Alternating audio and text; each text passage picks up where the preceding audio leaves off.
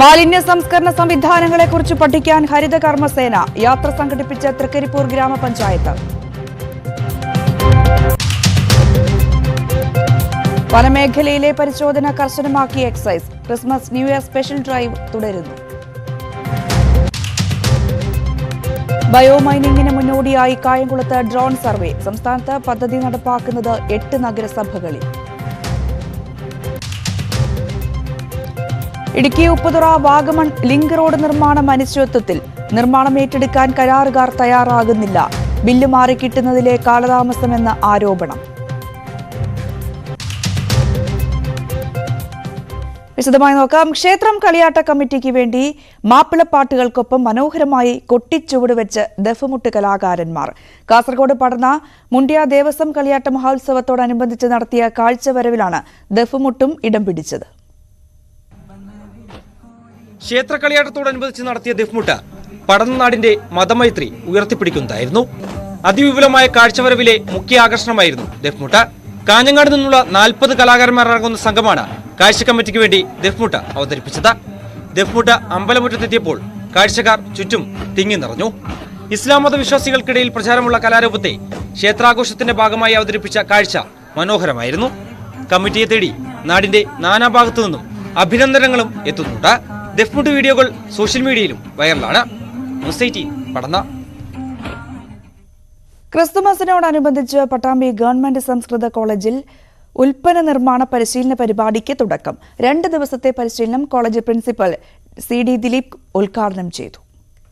Pattambi government സംസ്കൃത കോളേജിലെ സംരംഭകത്വ വികസന ക്ലബിന്റെ ആഭിമുഖ്യത്തിലാണ് ക്രിസ്തുമസിന്റെ ഭാഗമായുള്ള വിവിധ ഉൽപ്പന്നങ്ങളുടെ നിർമ്മാണ പരിശീലനം ആരംഭിച്ചത്. 2 ദിവസത്തെ പരിശീലന പരിപാടി college principal doctor DC Dileep ഉദ്ഘാടനം ചെയ്തു. Star, Christmas tree, chocolate, snowman തുടങ്ങിയ ഇനങ്ങളിലാണ് പരിശീലനം. ട്രെയിനർമാരായ ഹാജന ഷഹ്ന, ജുമാന, ഭാഗ്യശ്രീ, സംഗീത, റിസ്വാന, ജീന, അസ്ലിയ എന്നിവർ പരിശീലനത്തിന് നേതൃത്വം നൽകി. വിവിധ വകുപ്പുകളിൽ നിന്നും 100ഓളം വിദ്യാർത്ഥികൾ പങ്കെടുത്തു. പരിശീലനത്തിന് ശേഷം എക്സിബിഷനും ഉണ്ടായിരുന്നു. ന്യൂസ് 18 പട്ടാമ്പി. പാടത്തിന്റെ വരമ്പുകളിൽ ആവേശം നിറച്ച് കാളപൂട്ട് മത്സരം. പാലക്കാട് വല്ലപ്പുഴയിലാണ് കാർഷികോത്സവത്തിന്റെ വരവറിയിച്ച് കാളപൂട്ട് മത്സരം നടന്നത്. 1.5 നൂറ്റാണ്ടായി വല്ലപ്പുഴയിൽ കാളപൂട്ട് മത്സരം നടന്നു വരുന്നുണ്ട്.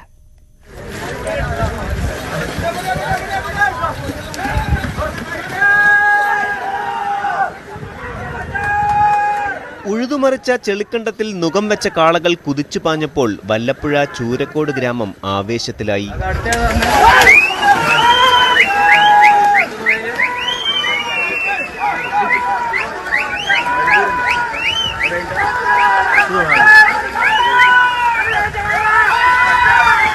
കാർഷികോത്സവത്തിന്റെ ഭാഗമായാണ് പാലക്കാട് വല്ലപ്പുഴ ചൂരക്കോട് കാളപൂട്ട് മത്സരം സംഘടിപ്പിച്ചത്. കോടനാട് അലവിഹാജി മെമ്മോറിയൽ കാളപൂട്ടിൽ വിവിധ ജില്ലകളിൽ നിന്നും ആളുകളെത്തി. മലപ്പുറം, പാലക്കാട് ജില്ലകളിൽ നിന്ന് 55 ജോഡി കാളകൾ മത്സരിക്കാനെത്തി. വല്ലപ്പുഴയിൽ കാളപൂട്ട് ആരംഭിച്ചിട്ട് 150 വർഷങ്ങൾ പിന്നിട്ടു. പ്രത്യേക പരിശീലനവും പരിചരണവും ലഭിച്ച കാളകൾ പാടവരമ്പിന്റെ ഓരങ്ങൾ ഇളക്കിമറിച്ചു.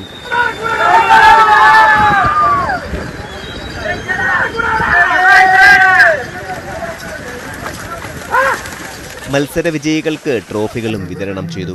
ന്യൂസ് 18 പട്ടാമ്പി. കാർഷിക കേരളം.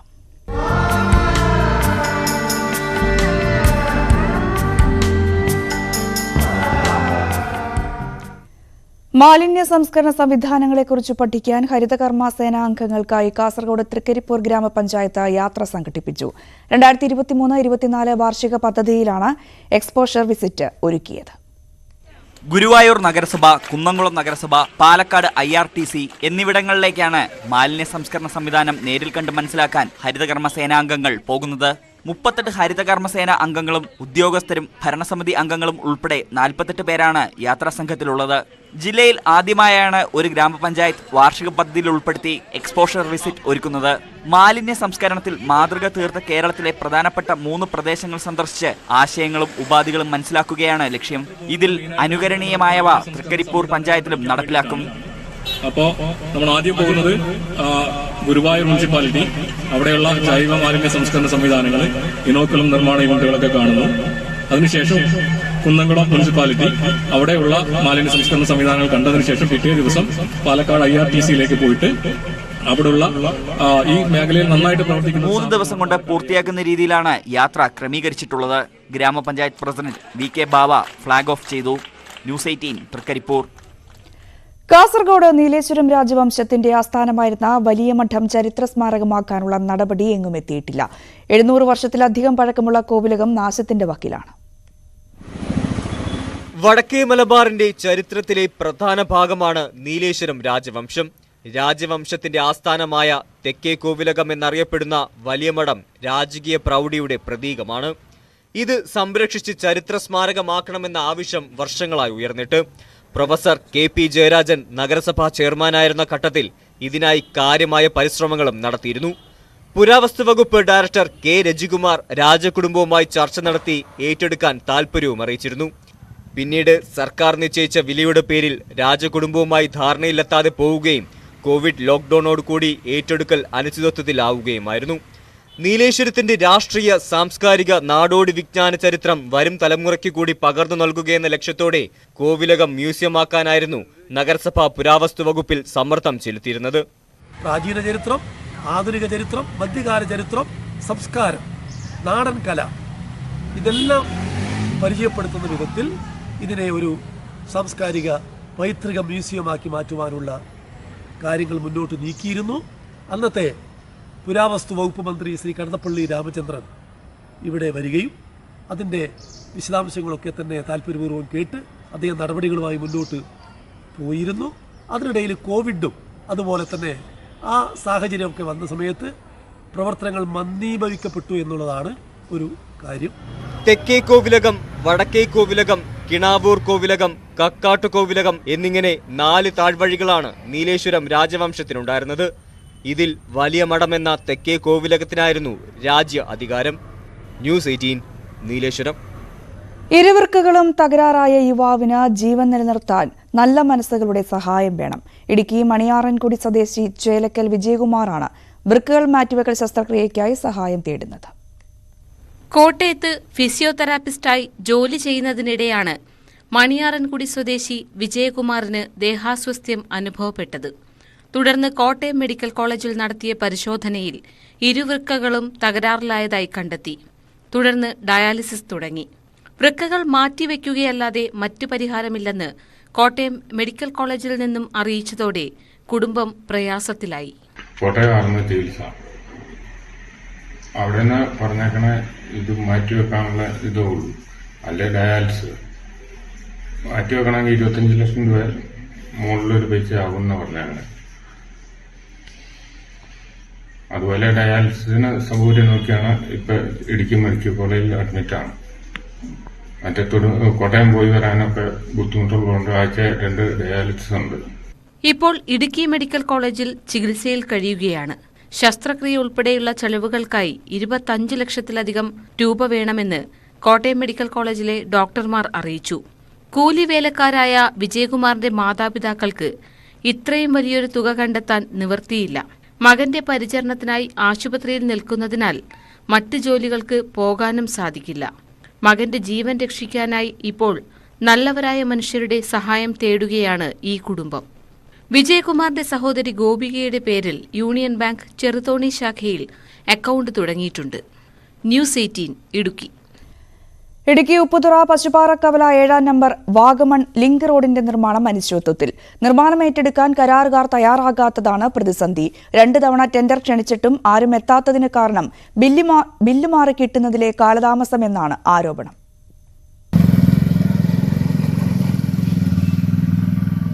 ഉപ്പുതറ പശുപ്പാറക്കവല 7-ാം നമ്പർ വാഗമൺ ലിങ്ക് റോഡ് തകർന്നിട്ട് വർഷങ്ങളായി. ഈ റോഡ് കടക്കാൻ ഏറെ സമയം വേണം. നടക്കാൻ പോലും പ്രയാസം. പലവട്ടം നാട്ടുകാർ നിവേദനം നൽകി. റോഡ് പഴയപടി തന്നെ. ഇനി അടുത്തെങ്ങും റോഡ് നന്നാകുമെന്ന് തോന്നുന്നില്ലെന്നാണ് നാട്ടുകാർ പറയുന്നത്. നിർമ്മാണം ഏറ്റെടുക്കാൻ 2 തവണ ടെൻഡർ ക്ഷണിച്ചിട്ടും കരാറെടുക്കാൻ ആരും എത്തിയില്ല. ബില്ല് മാറി കിട്ടുന്നതിലെ കാലതാമസമാണ് കാരണമെന്നാണ് ആരോപണം. 3ാമതും ടെൻഡർ ക്ഷണിക്കാനാണ് അധികൃതരുടെ തീരുമാനം. 2019-20 വർഷത്തിൽ റീബിൽഡ് കേരളയിൽ ഉൾപ്പെടുത്തി റോഡ് നവീകരണത്തിനായി 3 കോടി രൂപ അനുവദിച്ചിരുന്നു. 6 മീറ്റർ വീതിയിൽ റോഡ് നിർമ്മിക്കാനായിരുന്നു ആദ്യത്തെ എസ്റ്റിമേറ്റ്. എന്നാൽ റീബിൽഡ് കേരളയിലുള്ള റോഡുകൾക്ക് 8 മീറ്റർ വീതി നിർബന്ധമാക്കി സർക്കാർ ഉത്തരവിറങ്ങിയതോടെ മണ്ണ് പരിശോധനയടക്കം ആവർത്തിക്കേണ്ടിയും വന്നു. 3 മാസം മുൻപ് തടസ്സം നീക്കി സാങ്കേതിക അനുമതി തേടി. അപ്പോഴാണ് കരാർ ഏറ്റെടുക്കാൻ ആരും എത്താതിരുന്നത്. തോട്ടം കാർഷിക മേഖലയിലെ 100 കണക്കിന് ആളുകൾക്ക് ആശ്രയമായിരുന്ന റോഡ് തകർന്ന് തരിപ്പണമായി കിടക്കുകയാണ്. ഈ വഴി ഉണ്ടായിരുന്ന ബസ്സുകളെല്ലാം സർവീസ് നിർത്തി. ഉപ്പുതറ ഏലപ്പാറ റൂട്ടിലെ കാറ്റാടിക്കവലയിൽ നിന്നും ഉപ്പുതറ വാഗമൺ റൂട്ടിലെ 7-ാം നമ്പർ റോഡുമായി ബന്ധിപ്പിക്കുന്ന 6.5 കിലോമീറ്റർ ദൂരമുള്ളതാണ് ഈ റോഡ്. റോഡ് പണി ഉടൻ തുടങ്ങിയില്ലെങ്കിൽ സമരം തുടങ്ങാനാണ് പൗരസമിതിയുടെ തീരുമാനം. ന്യൂസ് 18 ഇടുക്കി. ഇടുക്കി രാജാക്കാട്ടിൽ അനുവദിച്ച ഫയർഫോഴ്സ് യൂണിറ്റിന്റെ നിർമ്മാണം പ്രഖ്യാപനത്തിലൊതുങ്ങി. അടിസ്ഥാന സൗകര്യങ്ങൾ ഒരുക്കി നൽകാമെന്ന് പഞ്ചായത്ത് അറിയിച്ചിരുന്നെങ്കിലും പദ്ധതി നടപ്പായില്ല. തോട്ടം കാർഷിക മേഖലയിൽ അടിയന്തര സാഹചര്യങ്ങൾ ഉണ്ടായാൽ ഫയർഫോഴ്സ് എത്തുന്നത് കിലോമീറ്ററുകൾ അകലെയുള്ള മേഖലകളിൽ നിന്നുമാണ്. 2019 പ്രഖ്യാപിച്ച രാജാക്കാട് മിനി ഫയർ സ്റ്റേഷന് മന്ത്രിസഭാ യോഗത്തിന്റെ അംഗീകാരം ലഭിച്ചത് 2021 തുടർന്ന് അനുയോജ്യമായ സ്ഥലം കണ്ടെത്തി നൽകാൻ പഞ്ചായത്തിനോട് നിർദ്ദേശിച്ചിരുന്നു. രാജാക്കാട് ബസ് സ്റ്റാൻഡിലെ കെട്ടിടം വിട്ടു നൽകാമെന്ന് പഞ്ചായത്ത് അറിയിക്കുകയും ചെയ്തിരുന്നു.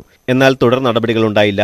രാജാക്കാട് ഇപ്പോൾ എന്തെങ്കിലും അപകടങ്ങൾ ഉണ്ടാകുകയോ അല്ലെങ്കിൽ ഒരാൾ വെള്ളത്തിൽ പോവുകയോ തീ പിടിക്കുകയോ ചെയ്താൽ രാജാക്കാട് ഒരു ഫയർഫോഴ്സിന്റെ വണ്ടി എത്തിച്ചേരണമെങ്കിൽ ഒന്നെങ്കിൽ മൂന്നാറിൽ നിന്നോ അല്ലെങ്കിൽ അടിമാലിൽ നിന്നോ വേണം.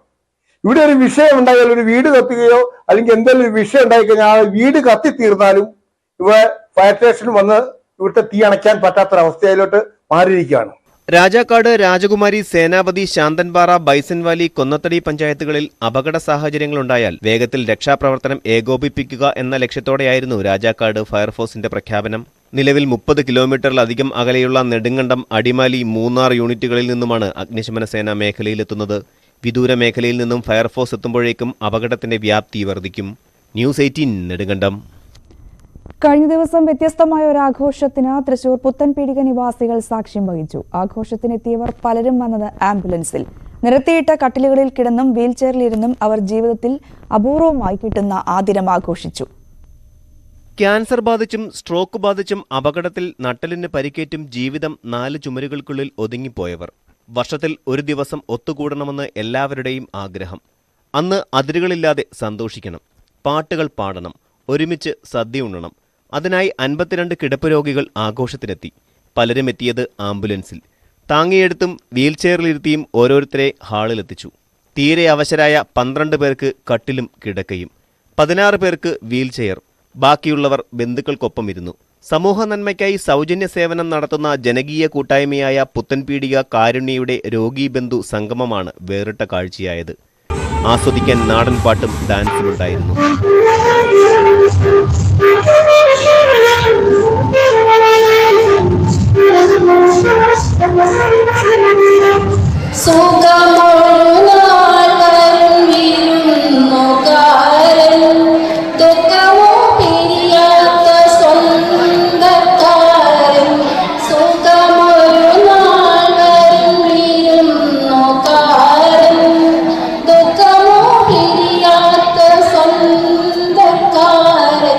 കാരുണ്യയ്ക്ക് ആംബുലൻസ് നൽകുമെന്ന് വേദിയിലെത്തിയ CC മുകുന്ദൻ MLA ഉറപ്പു നൽകി. സദ്യ കഴിച്ചും കൈനിറയെ സമ്മാനങ്ങളുമായാണ് എല്ലാവരും തിരികെ വീട്ടിലേക്ക് മടങ്ങിയത്. ന്യൂസ് 18 തൃശൂർ. ഏലം കർഷകർക്കായി കാർഷിക ബോധവൽക്കരണ സെമിനാർ സംഘടിപ്പിച്ചു. National forum for people rights Idukki ജില്ലാ കമ്മിറ്റിയുടെയും രാജാക്കാട് സ്പൈസസ് ബോർഡിന്റെയും സംയുക്ത ആഭിമുഖ്യത്തിലാണ് സെമിനാർ. വളപ്രയോഗം, കൃഷിപരിപാലനം, കാർഷിക സെമിനാർ തുടങ്ങിയ കാര്യങ്ങളിൽ കർഷകർക്ക് ബോധവൽക്കരണം നൽകും. സെമിനാറിൽ സ്പൈസസ് ബോർഡ് ഉദ്യോഗസ്ഥൻ ഡോക്ടർ മനോജ് ഉമ്മൻ സെമിനാർ നയിച്ചു. ഏലം കൃഷിയിലെ മികച്ച വിളവിനായി തേനീച്ച പരിപാലനത്തിന്റെ സാധ്യതകൾ സംബന്ധിച്ച് തിരഞ്ഞെടുക്കപ്പെട്ട കർഷകർക്ക് ഉടൻ പരിശീലനം നൽകും. ഇന്നിപ്പോൾ കുറച്ച് പേരെ വിളിച്ച് ക്ലാസ് എടുക്കുകയാണ്. ഇനി അടുത്ത ക്ലാസ് നമ്മൾ തേനീച്ചപ്പെട്ടി കൊടുക്കാനായിട്ട്, കാരണം തേനീച്ച വളർത്തിയാൽ ഉൽപ്പാദനം കൂടുതലുണ്ടാകുന്നുള്ള ലക്ഷ്യത്തോടു കൂടി ഇതിൽ നിന്ന് തിരഞ്ഞെടുക്കപ്പെടുന്ന കർഷകർക്കാണ് നമ്മൾ തേനീച്ച ക്ലാസ് വെക്കുന്നത് അടുത്തതായിട്ട്.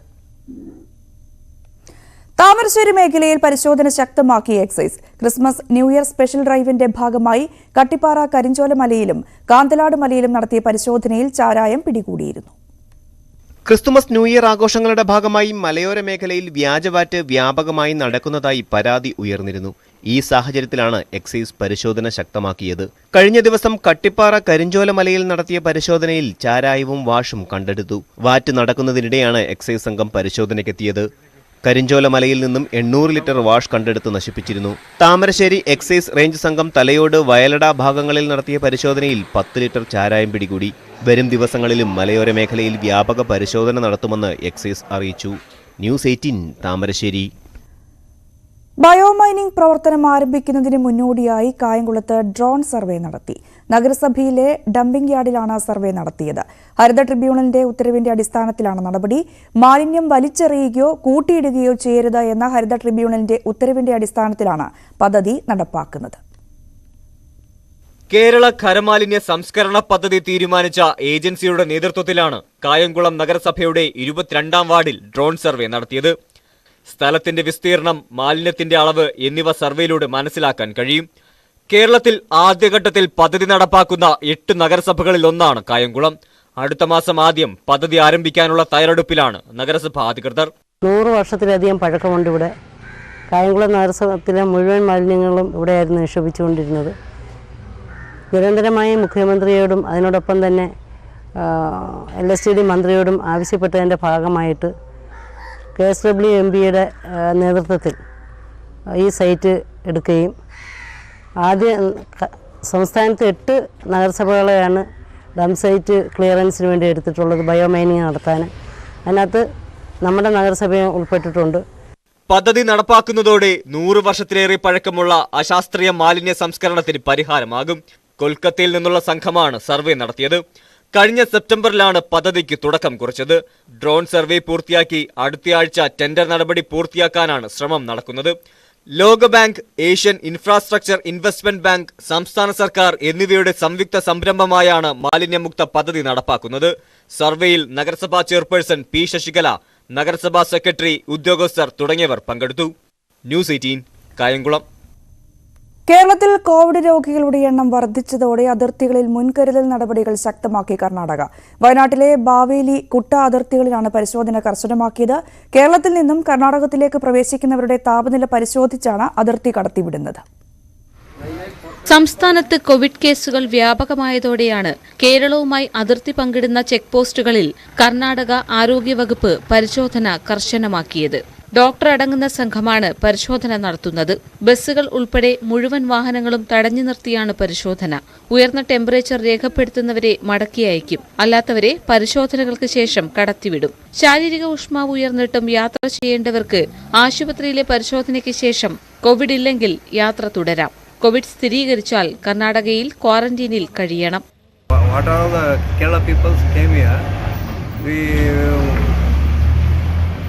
First of all, SARI and ILA, because SARI means acute respiratory tract infection and influenza illness syndrome. Nothing but cough, cold, fever. You just avoid the journey. ഇന്നലെ വൈകുന്നേരം മുതലാണ് പരിശോധന ആരംഭിച്ചത്. കണ്ണൂരിലെ ഇരിട്ടി, മാങ്കൂട്ടം അതിർത്തിയിലും പരിശോധന ഏർപ്പെടുത്തിയിട്ടുണ്ട്. ന്യൂസ് 18 വയനാട്.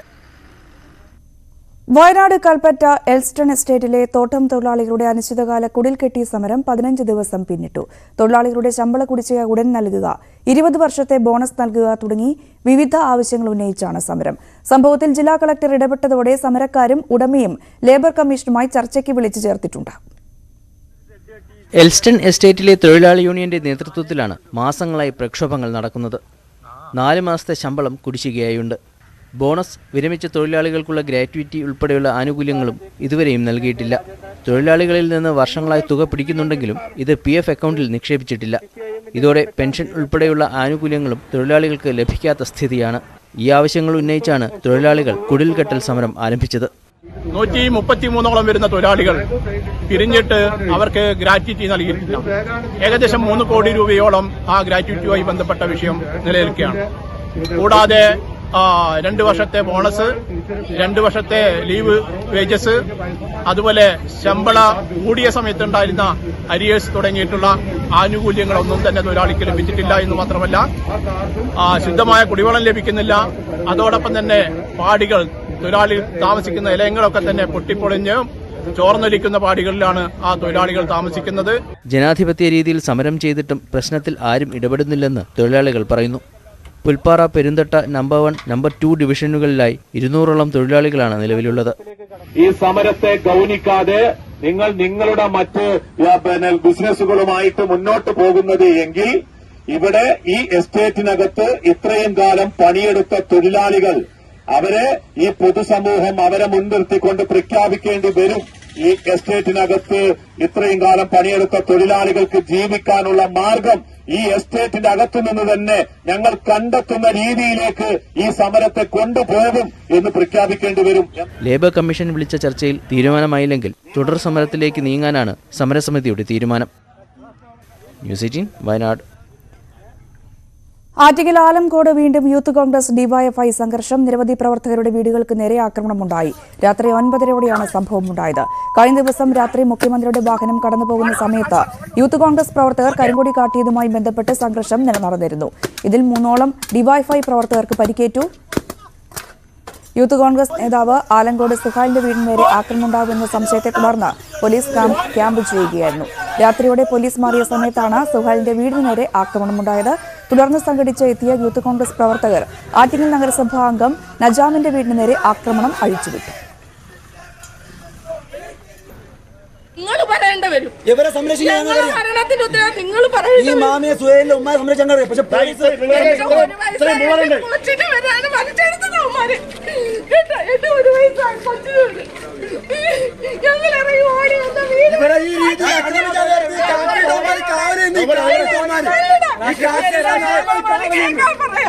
എന്റെ കൊച്ചുങ്ങളമ്മ പുറത്തുള്ളി നമ്മൾ മരിക്കണം. എൻ്റെ വീട്ടിൽ കുറേ ആൾക്കാർ കൊലവിളി നടത്തിക്കൊണ്ടുവന്ന വീട് KSU സിന്ദാബാദ് വിളിച്ചുകൊണ്ടുവന്ന് വീടും അടിച്ച് പൊളിച്ച് സൗരുടെ മോളെ വീടും അടിച്ച് പൊട്ടി, ജ്യേഷ്ഠൻ്റെ മകനെയും അടിച്ച് അവർ വെട്ടോത്തി മാളും ചാത്തിയൊക്കെ ആയിട്ടാണ് ഇവിടെ വന്നത്. എന്താണ് വിഷയം എനിക്ക് പിടിക്കുക. ഈ വരുന്നവർക്കാർക്ക് എൻ്റെ വീട് ഇറക്കുന്നത്.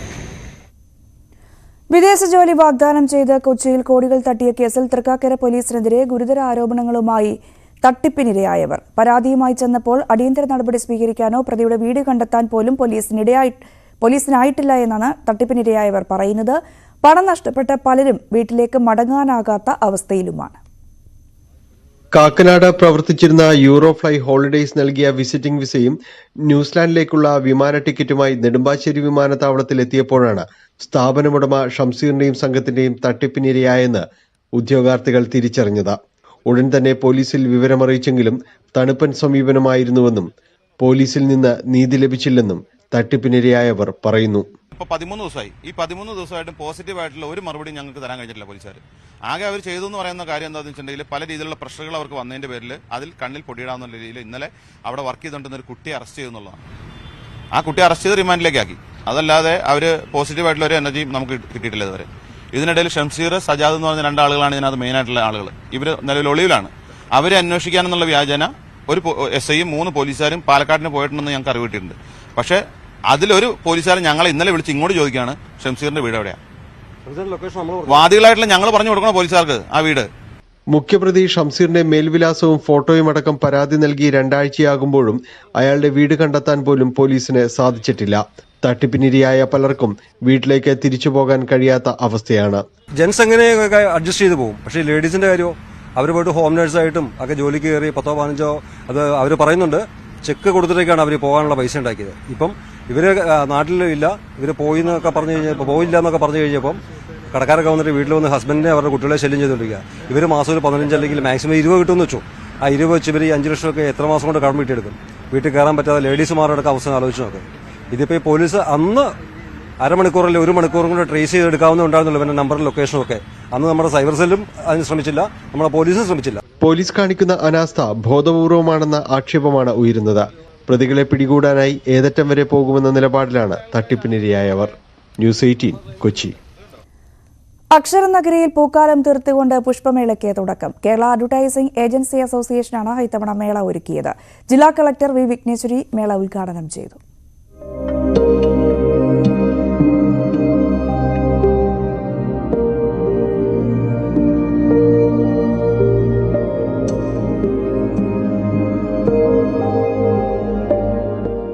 എണ്ണിയാലൊടുങ്ങാത്ത ചെടികൾ, പൂക്കളുടെ വസന്തകാലം തീർത്തുകൊണ്ടാണ് കോട്ടയത്ത് പുഷ്പമേളയ്ക്ക് തുടക്കമായത്.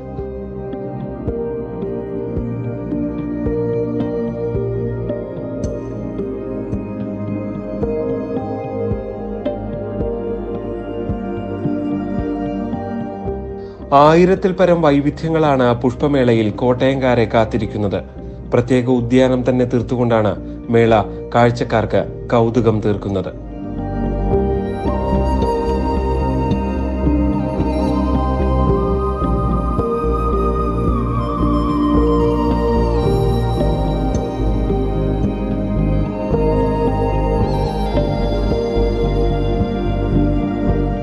പൂന്തോട്ടം കാണുക മാത്രമല്ല, ഇഷ്ടപ്പെട്ടവ വാങ്ങാനും സൗകര്യമൊരുക്കിയിട്ടുണ്ട്.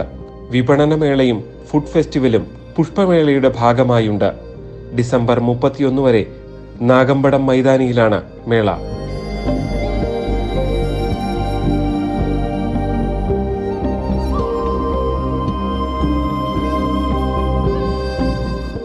ന്യൂസ് 18 കോട്ടയം. നാട്ടുവർത്തമാനം പൂർണ്ണമാകുന്നു. നമസ്കാരം.